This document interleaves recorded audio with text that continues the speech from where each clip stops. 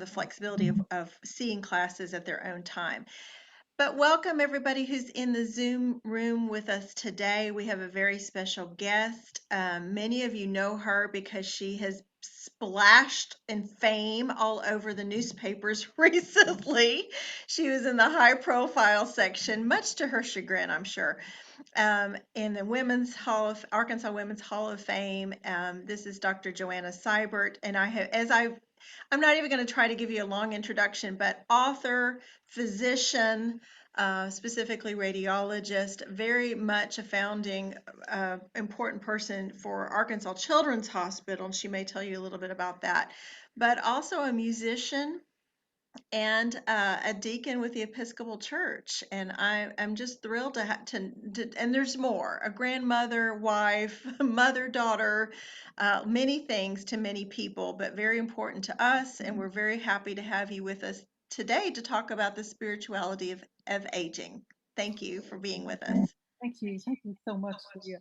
Thank you. And it is such a privilege to be here. So, and I just have to, oh, so excited it's working. That, that I want to I talk about the definition, particularly about spirituality. And that's is recognizing and celebrating an inextricable connection to each other by a power greater than ourselves. And the connection is grounded in love and compassion. This is by Brene Brown, who's a sociologist. So what we'll be talking about, that spirituality, it means not only about our connection to God, to the God of our understanding, but also to each other. And it's connected by love. So that's part of that. It's connected to each other, I think, is sometimes something that we miss when we start to think and study about spirituality. I'll be talking using material from a lot of other people. One of my favorites is Bishop Stephen Charleston. This is a post that he recently put out. 12 things that we need to know that he's learned in his life as a mature person. He says, you don't always have to be right. People can change. Loss comes to all of us, but there always is grace. We can disagree and still be together. Kindness is the greatest treasure I've given away. We are all healed, even if it does not happen on our time. Let's see here, having a little bit trouble advancing here. I love this from Bishop Charleston. Imagination is a form of prayer. I own nothing. Life is full of sacred signs if only we look to see. And since he has Native American ancestry, he reminds us that our ancestors are real. Not all of our friends and mentors are human, and now is eternal, and it is my home. So a lot of wisdom from him, and if you like him, he has a Facebook page that tens of thousands of people go to every day, including myself here. Okay. Now, I don't know about you, but this is what my desk used to look like. I was a huge, major multitasker.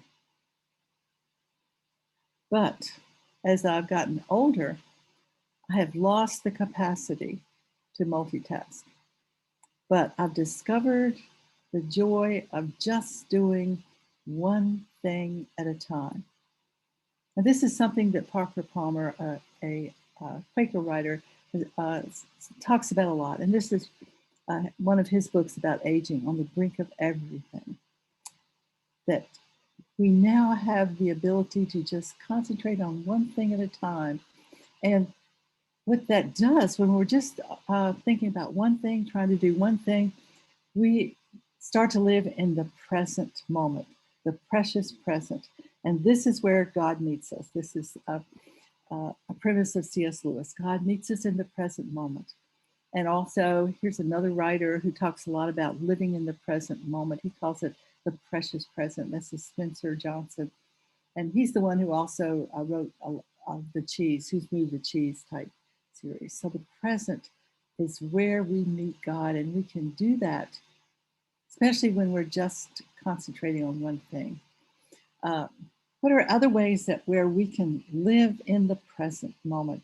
If we stay with children, be with children as much as you can. They keep us in the present because that's where our children live.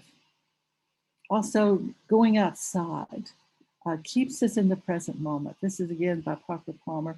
He says that plants photosynthesize our energy and bring us to the present moment. So, what happens when we're in the present moment? We are looking just at the present instead of the future or the past. And just think about, has this been easier for you as you have aged? Another premise of Parker Palmer is keeping a supple heart. Keeping a supple heart. And this is what he means by that. He says, suffering breaks our hearts. But if our hearts are supple instead of brutal, our hearts break open and allow more love and new life to come in. And our heart becomes supple by stretching it and by taking in all of life's little joys, but also by taking in life's little deaths without some type of anesthesia. So we get this supple heart by taking in life's joys, but also taking in the deaths that we experience as well. He's telling us that every part of our life has something to teach us. And I love this prayer of Manasseh that we're asking God, and now I bend the knee of my heart, imploring you for your kindness. That's getting a supple heart, bending the knee of my heart.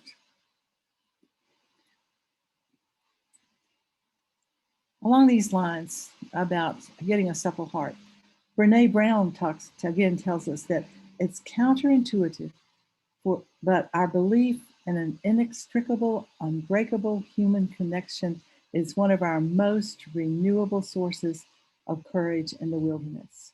What she's telling us that by keeping our connection to other people, this is one of our best resources for courage in difficult times. If we live and are part of a community. Okay. Somehow, there we go. So what she's, whoops, uh-oh. We had a, oh gosh, oh my goodness. You got it. Just go up to, oh, this is a little different. Slideshow. I'll find it. I can find Okay. it. Now I know where I am here. Oh, Okay. good. Okay. That happens. Good. Okay. So, so I guess Renee Brown wanted to have a little bit more time here in the talk.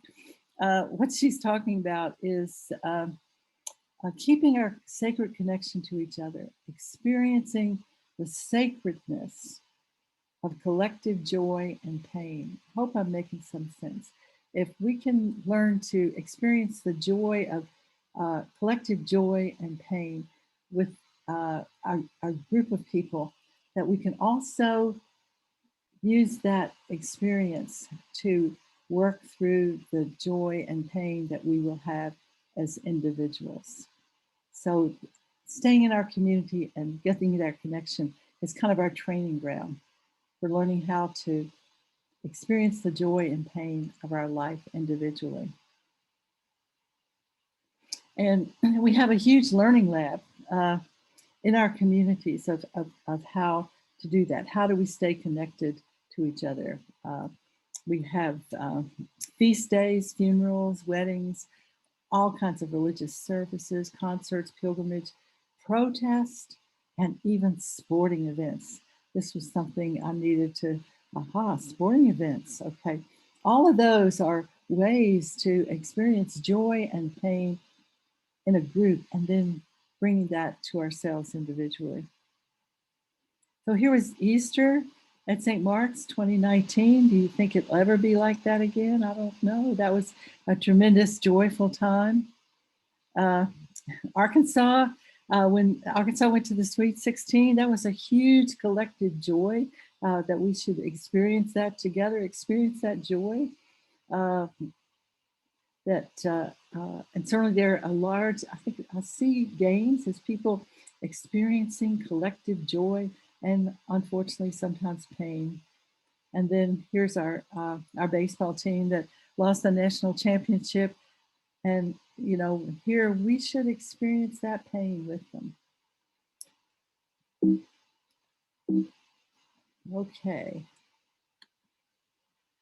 Here's another example of we experience collective pain with our funeral services. And this was certainly one when for John McCain that was uh, a major way for so many people to let themselves experience that pain of losing someone. I love this. That, you know, I don't know if you've ever experienced the flash singers.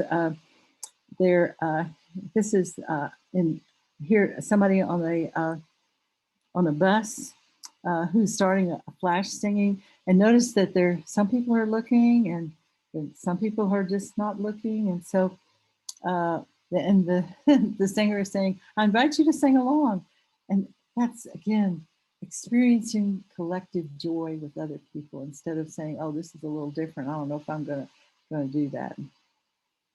So just think about that. How do you keep a supple heart? How do you keep bending the knee of your heart? So we've talked already some things about it to experience joy and pain collectively so that we can do that individually.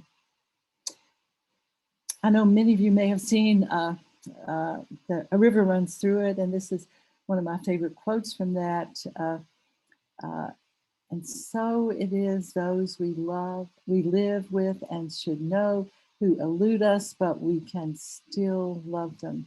We can love completely without complete understanding. And this was Norman McLean's father, who was a Presbyterian minister, that one of his last sermons, and he was actually probably speaking about his son who had a very tragic ending, who that the family had a hard time understanding him. And that's something that we need to learn, that there are people that we do not understand, but we still can love them.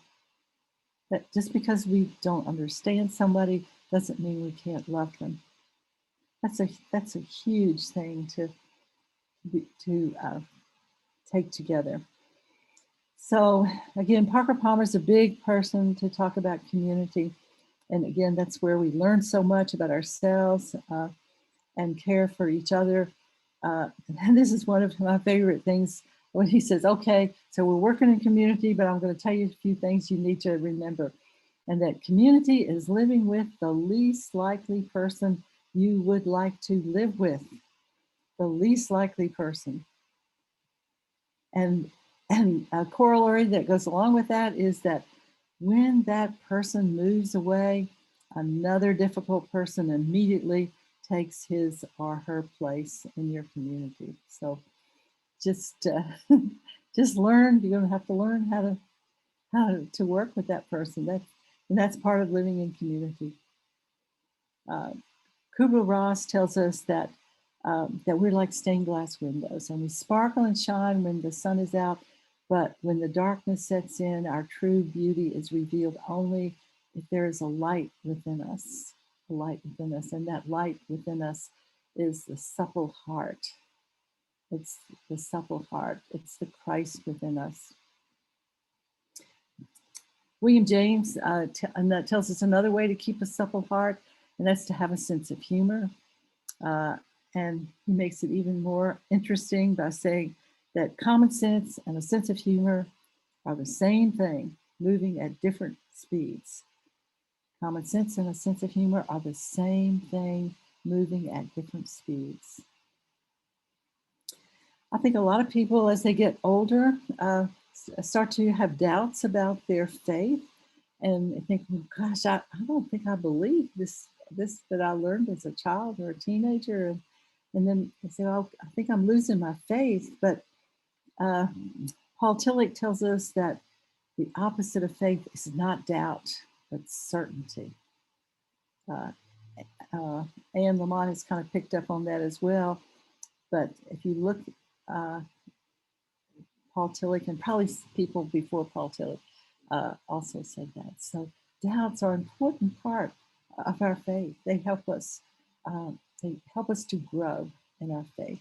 So do not worry about that. But worry if you think you are really certain about your faith. Excuse me.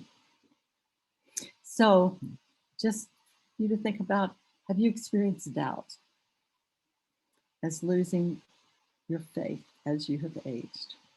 Just to think about that.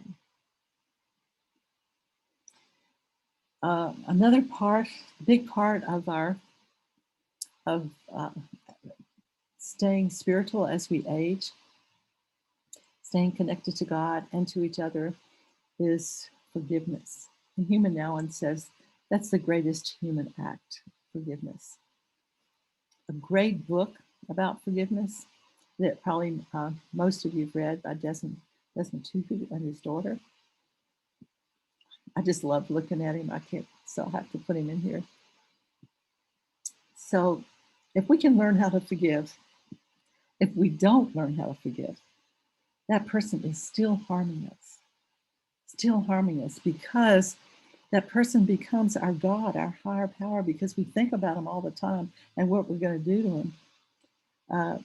Resentments are holding on to hurt feelings is like drinking poison ourselves and waiting for the other person to die, because keeping hold of those things where people have harmed us is still harming us.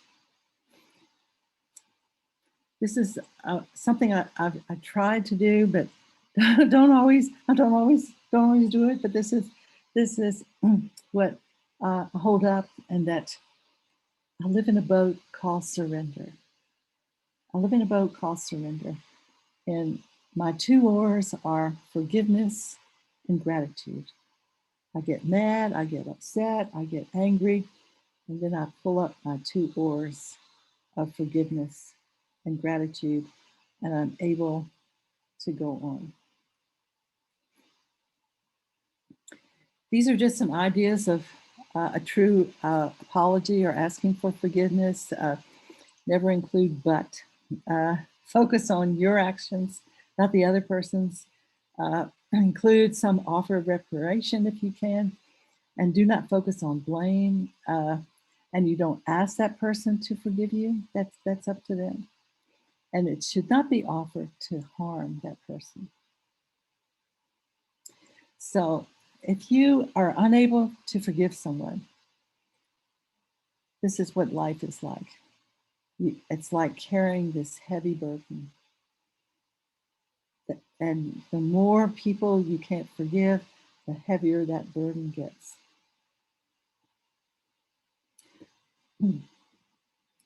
So going back again to our connection to each other, Ram Dass tells us we are all walking each other home.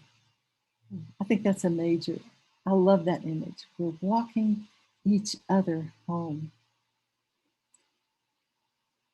This is a great book by Charlie Macquarie that probably most of you read, The Boy, the Mole, the Fox, and the Horse. And one of the lines in there I love is, home isn't always a place, is it? Home is not always a place, but we're walking each other home. Another part of keeping a supple heart is telling our story, listening to someone else's story. That we're storytellers because we're fashioned in the image of a storytelling God. We're fashioned in the image of a storytelling God. And so we also are storytelling creatures.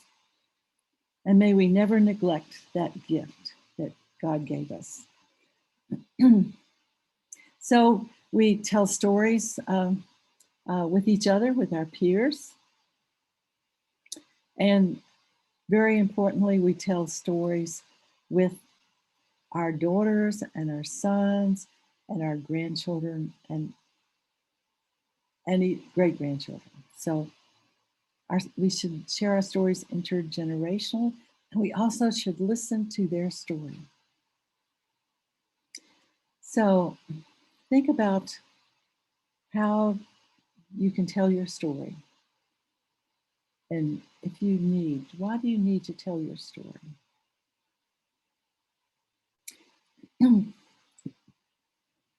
So here we are. So in the present day, so how can our spirituality, the spirituality of older Americans, help make America great? That's our plan, isn't it? To make America great. How can our spirituality make America great? This is how. It's one of my favorite shots, and how we do it is if you're a Biden person, then you talk to the Trump people. If you're a Trump person, you talk to the Biden people. And these are images from the election where on the street, on one side was Biden, and the other side was Trump. And they got to know each other because they were there for hours and hours together. And then at the end, they came and shook their hands and became friends. A tremendous image. And the same thing happened here. I think this one is from Houston. So how the Biden and Trump people, just because they were there and they got to talk to each other, they talked to each other, and then they became friends.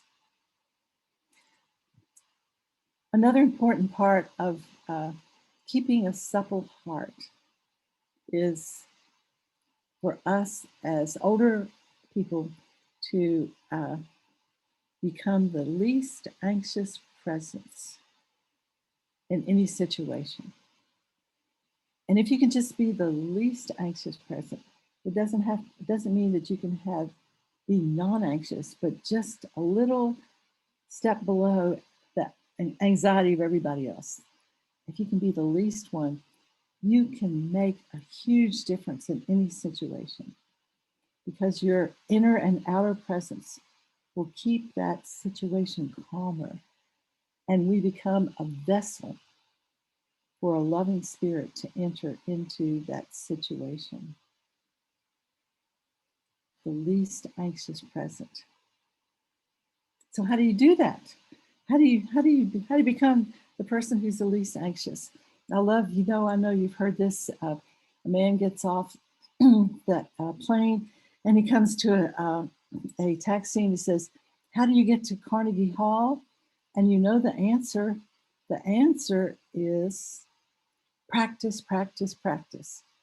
So this is how you become the least anxious presence. This is how you have a supple heart. You have spiritual practices that you do in your daily life. And there are so many. There are so many. And you can't do all of them, but just pick one that works with you. And then if that doesn't work, then try another one later on. Meditation, contemplation, walking, reading sacred writings, writing, photography, painting, fly fishing can be a spiritual practice. Cooking can be a spiritual practice. This is from Barbara Brown Taylor. She says, "We're formed connected to God and one another and the earth, but soon our separation develops. We may lose that connection." And she says, "Spiritual practices slowly but steadily lift the veils of layers of the deep roots that make us materially and experientially distant from one another." that have led to our sense of separation. So, spiritual practices are what lift the veil that reconnect us to God and to each other. And she says, anything can be a spiritual practice once you're willing to approach it in a way where you let it bring you to your knees and show you what is real, including who you really are, who other people are, and how near God can be when you have lost your way. Anything, as long as it's something that teaches you about self, about your relationship to others, and your relationship to God.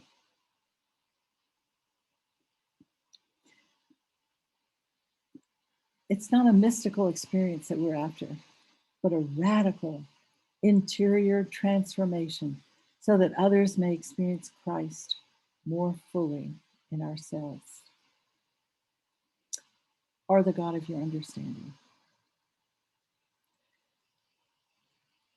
Whoops, this is a friend who was a pediatric radiologist in Boston Children's, and when he retired, he never painted. He moved to Maine and started becoming doing watercolors. This was his spiritual practice. Here's another friend, another pediatric radiologist who uh, retired, lives in Houston, and he would take pictures of people wherever he traveled. And this was at Monticello, and he photographed these two people in front of him, and then he went up to him and said, I've taken your picture. Could I send it to you? Is it okay? And they said, oh, this is so amazing. They said, my wife has advanced cancer on chemo, and we just didn't think that she was going to make it, but we did.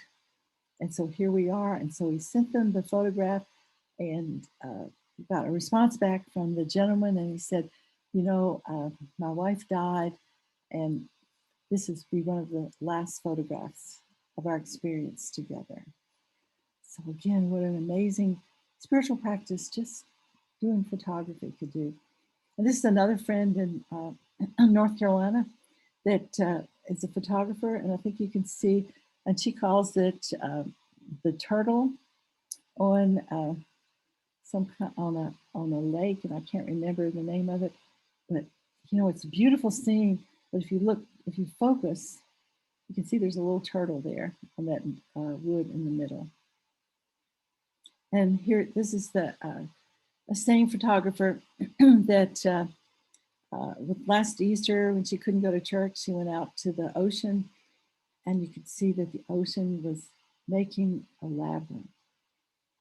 So she has this tremendous eye to see God present in nature and in the world and in each other. So I'm not going to talk anymore about spiritual practices because I know that you have those. And just how do you know? How, if the Cajuns would say, how do it know if your spiritual practices are really connecting you to God? How do you know that? And this is from Galatians, and it tells you exactly how do you know that if you are feeling the fruit of the Spirit with your practice, if you're feeling love, joy, peace, patience, kindness, goodness, faithfulness, gentleness, self-control, and goodness knows you don't have to feel all of them, but just one. If when you do your practices, this is what comes out of it, then you are staying connected to God. So another question to think about is, have the regular practices that you use to connect to God of your understanding, have they changed as you have become older? Have they changed? I wanted to just mention a little bit about spirituality and living with limitations. That Barbara Crafton reminds us that no matter what your limitation is, you have so much to offer. And of course, you're familiar with this painting by Van Gogh that he did through a tiny window in the hospital where he was kept. And Henry Nouwen, who's done a lot of work with people with disabilities, says the greatest source of suffering is not that handicap, but the accompanying feeling of being useless, worthless, unappreciated, and unloved. So if you are working with someone who has handicaps, that would be so important to let that person know that they are not useless, not worthless, not unappreciated, and not loved. I think as we become older, all of us have interactions with people who are dying. This is a one wonderful book by Megri Anderson about attending the dying. It's kind of a handbook. This she's written bigger books, but this one can fit right in your pocket. So this is kind of a, how do you help someone you love who's dying? How do you help to midwife them through this transition? Some wonderful, helpful hints. But most of all, I hope that you will remember that love never dies. Love never dies. Death is not a period at the end of a sentence, but more like a comma. Love is the only thing we leave on this earth, and love is the only thing that we take with us into the life beyond. The God of my understanding does not give us a loving relationship and then take it away.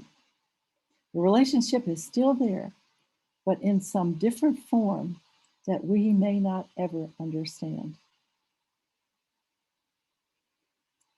And Henry Nouwen talks about that through memory, love transcends the limits of time and offers hope at any moment in our lives. Through our memory, love reaches us out of time. Frederick Buechner has written a lot about using our imagination to stay connected to people that we love who've died. He often goes to his sacred space in his home and actually has conversations with people he loved who've died, particularly his grandmother.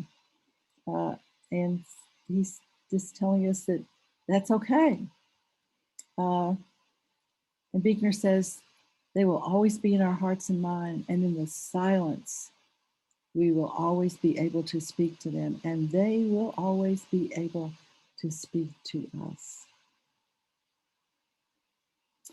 So, question: have you had the experience of being having the presence of a loved one who has died? So this picture is from the Pentagon at their memorial for the people who died there at 9/11. It's very moving, particularly to see it light. All of those sculptures of light represent people at the Pentagon who died then. Just a few words about retirement.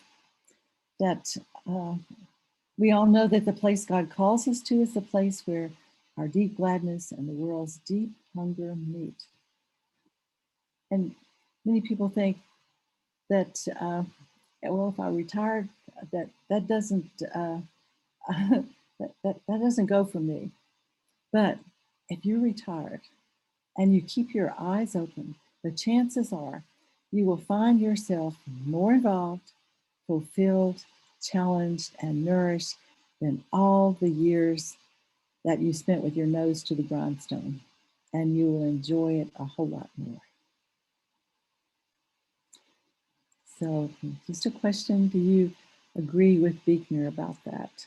That you can find a ministry that's even more fulfilling and helpful than what you had earlier in your life. Gandhi reminds us that we should live as if we were to die tomorrow and learn as if we will live forever. So, oh, I'm so excited. We have some time that we've talked a lot about keeping connection to each other and also the God of our understanding. And this is where our spirituality grows and develops. And our goal should be a new heart. That new heart that Ezekiel talks about, a new heart I will give you, and a new spirit. And I will put within you, and I will remove from your body that heart of stone and give you a heart of flesh, a supple heart of flesh. So, this is kind of what we've been talking about. How do you keep a supple heart? How do you bend the knee of your heart? This is what John Lewis said. He said, we'll walk with the wind, brothers and sisters, and let the spirit of peace and the power of everlasting love be our guide.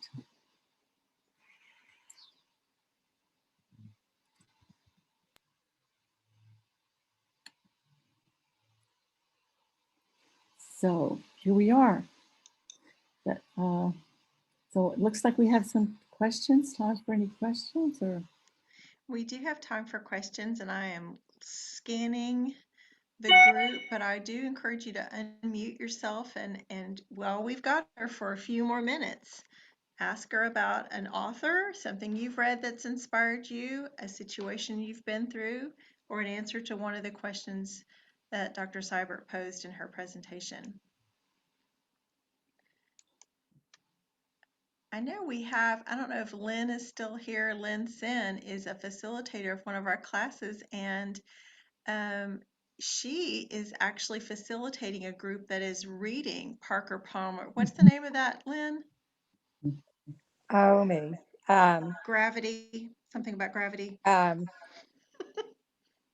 Edge of, now come on, Joanna. Joanna and I are in the same dream group. The so- brink of everything. Yeah, that on the it? brink On the of brink of everything. right. That's the book I talked about. Exactly. Doesn't have gravity at all. Okay. You're reading the right book. I think that's excellent. Just excellent. Yes. I loved it. I've got so much underlined, I can't figure out what's important. Yeah, that's my only problem is I can't stop underlining. Everything he says is really good. How is the group responding to that book, Lynn? Because the two of you have brought that up today. Oh, they've really enjoyed it. Yes. It's I'm in that group. It's been good. okay, good. Good, Kathy. Yeah. I'm glad you said something because I wasn't sure. I'm in the group too, and I like it too. Thank you. Diana. Good. Yes. That's Some right. like-minded people are here. Good.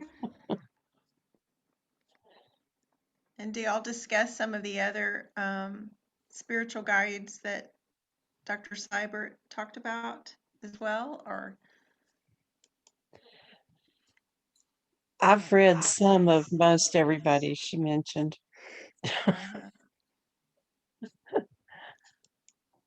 If not the same titles. I did put the recommended reading list on our website so that when you go to special guest, it's underneath today's date and her name. And there is a link that you can check out and print it and take it to the store and go shopping or the library. Or if you want to take a screenshot, I can't Oh. get, hang on, slideshow from beginning. I do have her list here if you want to take a screenshot of that, but that is also on our website. So when we tell people about this, you said it's recorded. Do they just go on your website and look for the public speakers, or how do they find it? It'll be on our public Facebook page. That's and it'll be in our way. public YouTube page. Oh, so okay. if they search for Life Quest on YouTube, anybody can find it there. Or if they go to our Facebook. Okay.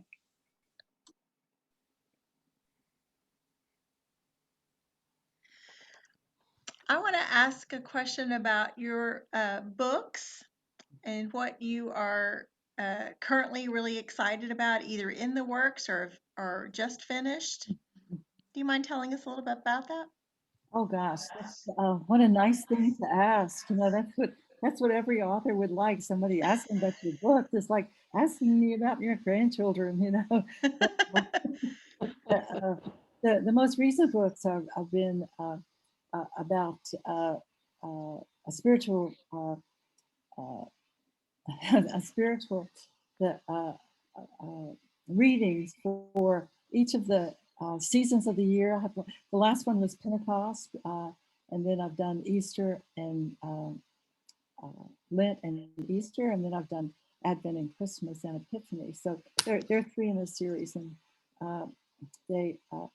I thought about putting those up, but I thought that was kind of hubris to do that. So, but next time I'll do that. So, but uh, it's a spiritual prescription for each of those seasons. But right now I'm working on something, and I just don't know. It's taken me much longer, and I don't know if I'm ever going to finish it. But my grandfather wrote to me when I went away to college and medical school, and also when I was in my residency and working.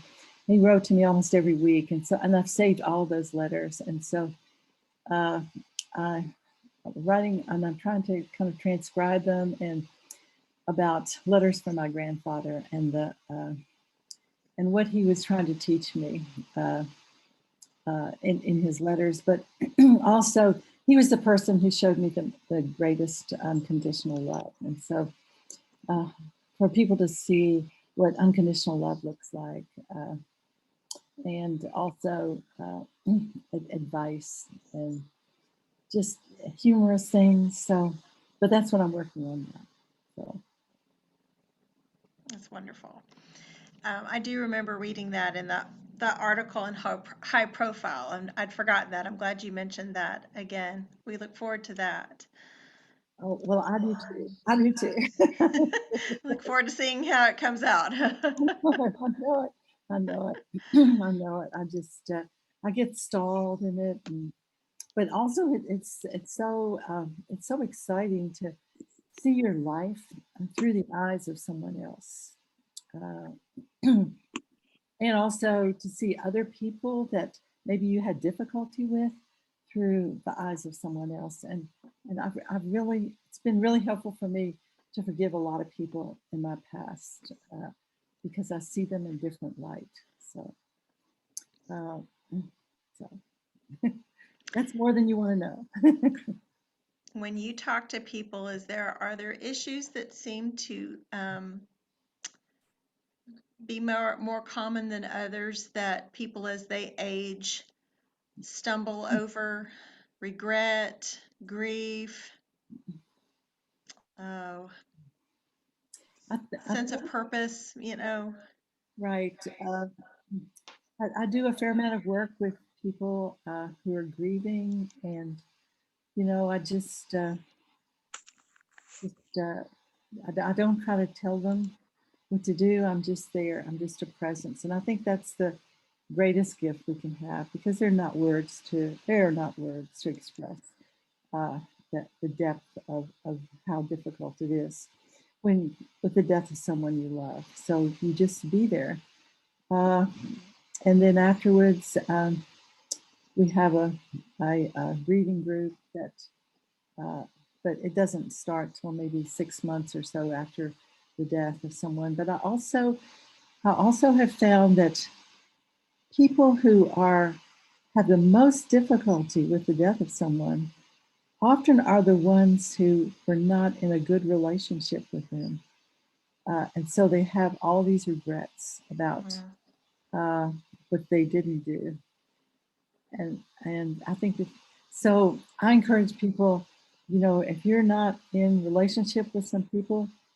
uh, particularly in your family, get back in relationship with them. Do Yeah. everything you can to stay in a relationship with them, because later on, it is really hard. So, Yeah. I'm glad you brought that up. I'm noticing that Tina, you have your mic unmuted. Did you have a question or comment? Yes, I wanted to ask Joanna, and there may not be an answer or a universal answer for this, but she knows that I recently lost my brother, and we have not lived in the same state since I was 22. So, I mean, I didn't see a lot of his later growing up because he's 8 years younger than I. But there are some real serious issues apparently that went on after I left home, and maybe even before I left home, that have come to my knowledge. And I don't know how to forgive the people, and they're all relatives, the people involved, because they're all deceased. Would writing a letter help me, or I don't know. I've just got a whole lot of kind of shock and just very conflicting feelings regarding some things that I've learned. And nobody is here that I want to talk to about them. I am getting counseling, and that's helping a lot. But as far as being able to forgive them, you were talking about the boat and your oars of being forgiveness and gratitude. I have a tremendous amount of gratitude for growing up in my family. It's not like everything was horrible, but these recent revelations have been devastating, and I don't know how to forgive. I'm not ready yet, I guess, but I'm not sure what to do about that since they're not alive. So, Tina, I'm so sorry, and I know that I know you're having a great deal of grief about your brother, and I'm so sorry. And if this is just so. I just mentioned that I don't give advice. So, but here I am. I'm thinking. I think you had the answer. Think you gave yourself the answer. I would start writing letters to each of those people, and I think that's a huge start. I would start writing letters to each of them, and because there's something about getting things, that squirrel cage that goes around in your head, getting out of your head onto paper, Right. that takes its power away.